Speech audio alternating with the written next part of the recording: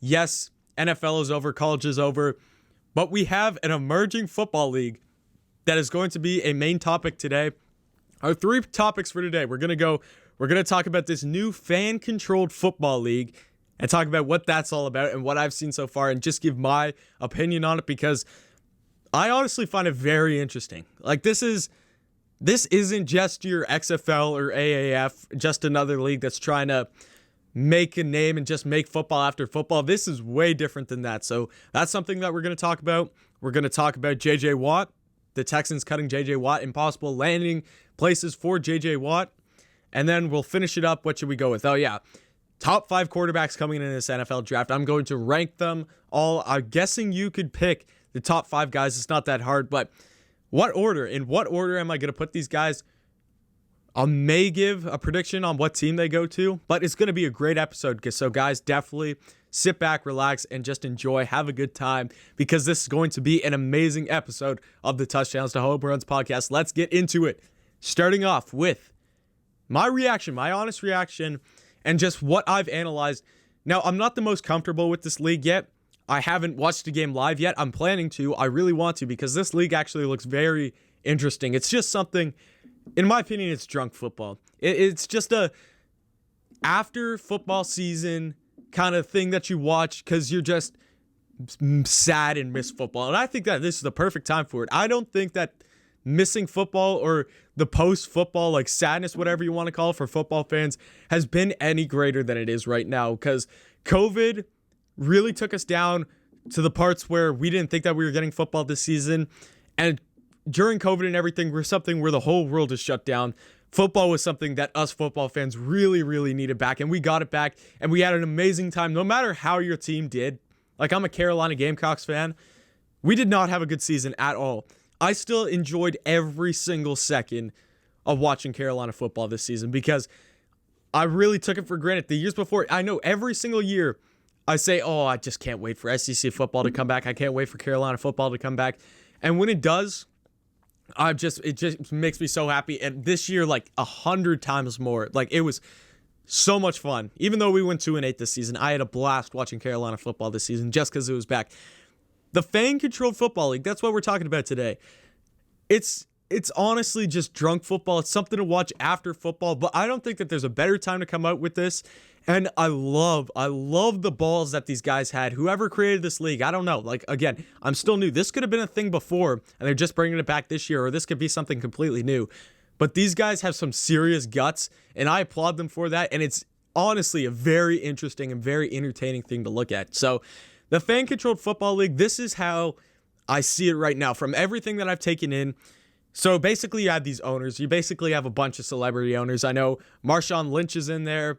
I know you got Quavo. I know you got Bob Menery. For those of you who know Bob Menery, love him.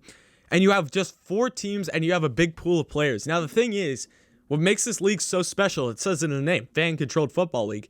This league is controlled by the fans. And when I say it's controlled by the fans, I'm not joking you. Like this isn't just, oh, the fans get to say in what uniforms we get to wear next game or something like that. No, this is basically fantasy football. This is basically you take your Madden Dynasty or whatever, or your Madden franchise mode, or you take your fantasy football league and you apply it to real football. Like, I'm dead serious. Every single week, this is like FanDuel. I think FanDuel does it where you have you can play games with new fantasy team every single week.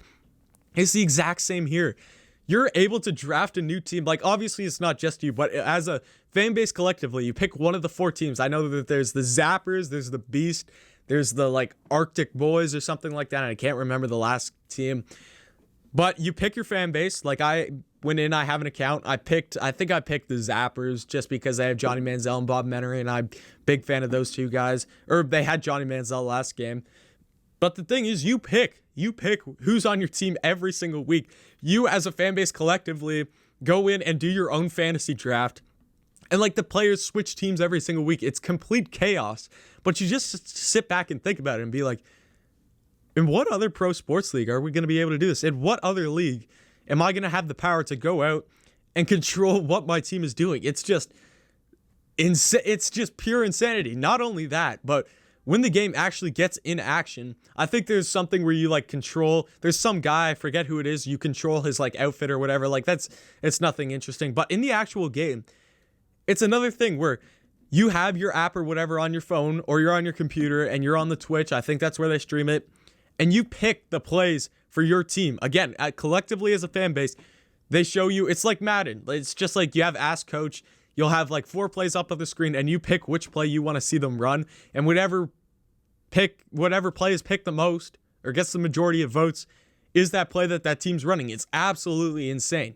Like, it's just crazy to think about that you have that much control. I remember the AAFs had something that's like you get to like predict whether the play is going to be a pass or run or something like that, and you go up the leaderboards. This is completely different. This is, you have control of what this team is going to be running, and you honestly like level up. This is honestly like a phone game. Like, this is something that you go into the app store, like, what's the game? Clash of Clans, Adventure Capitalist. I play that game sometimes. It's just a game where you like try to get as much money as possible. I have like some crazy, it's like a made up number amount of money right now, but it's a game where you like level up and stuff. And this league has made it so that if you pick plays that are successful, if you pick players that are successful, if you pick all these different things, you level up and you move up the leaderboards. And I don't know, I should have done more research. Like, this is all just me going off of what I've seen the week before. I didn't want to go into the league too much and just like really get an in-depth analysis, because I think that takes away just from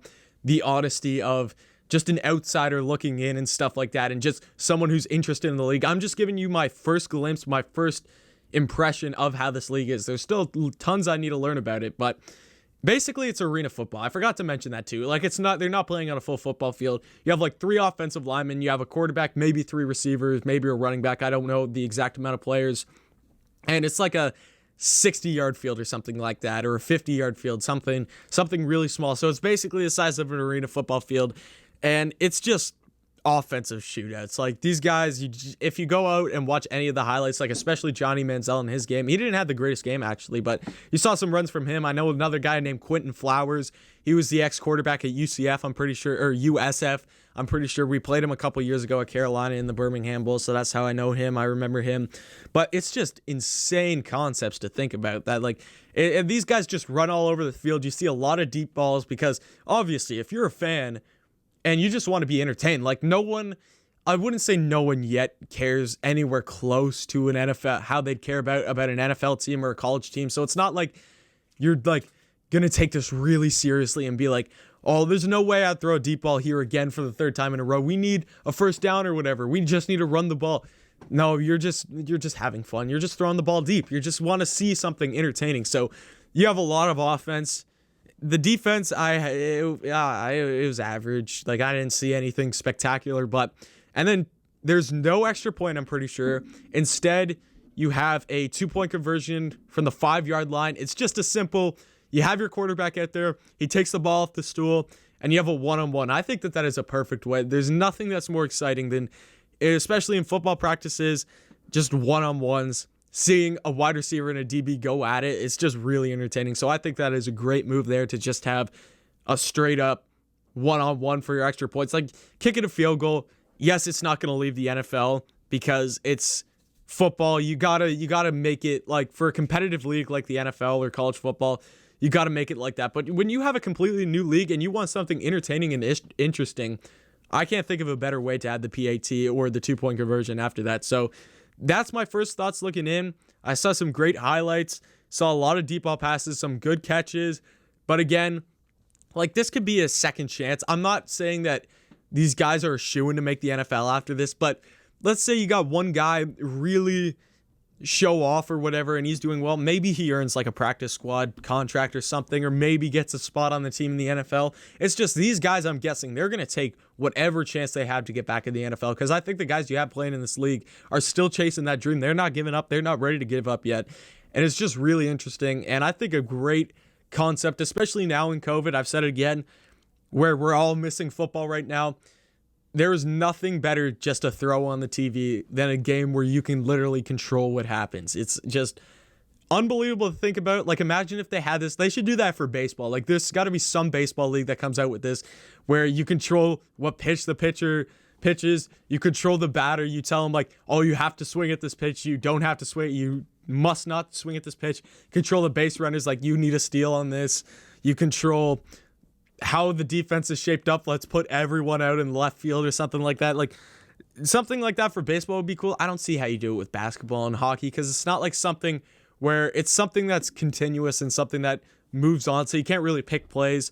I guess you could switch the players or whatever, but like it wouldn't work the same as it would for football and baseball. So I think that it's a great concept. And so far from the league, I'm definitely going to pay more attention to it, but very intrigued, very, very intrigued by the people at the, Fan Controlled Football League.